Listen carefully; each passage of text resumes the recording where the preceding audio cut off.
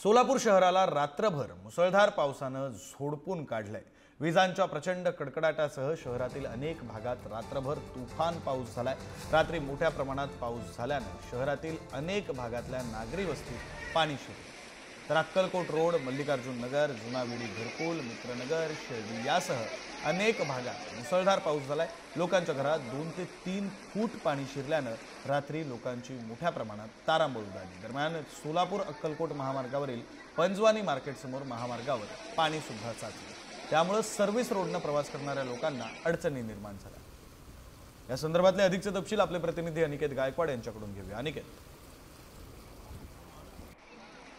विक्रांत, आपण जर बघितलं गेलं की सोलापूर शहरात जे आहे ते मोठ्या प्रमाणात रात्रभर जे आहे ते पाऊस पडल्याची घटना घडलेली आहे। सोलापुरातील मित्रनगर परिसर असेल, त्याचबरोबर अक्कलकोट रोड परिसर असेल, अशा अनेक भागामध्ये, घरकुल भागामध्ये मोठ्या प्रमाणात अनेक नागरिकांच्या घरात जे आहे ते पाणी शिरल्याची घटना आपल्या समोर दिसून येते। खरं तर लोकांच्या घरात जे आहे 2 ते 3 फूट पाणी जे आहे ते या पावसामुळे शिरलेलं आहे। त्यामुळे मुसळधार अशा रात्रभर पडलेल्या पावसाचा फटका जो आहे तो सोलापूर शहरातील नागरिकांना होतानाचं चित्र दिसतंय।